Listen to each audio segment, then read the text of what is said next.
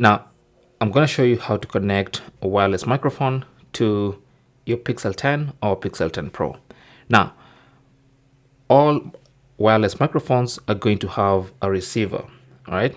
So to connect to your Pixel, you're going to need the Type-C receiver. So this particular one, this is Holy Land microphone.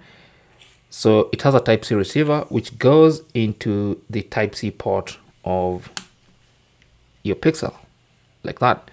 And then the microphone stays with you.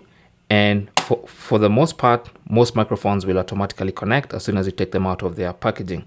So for instance, this one is connected, and that's all you need to do, all right? So once you launch the camera app and then go to video mode, then you can see it says using external wired mic, change in settings, all right?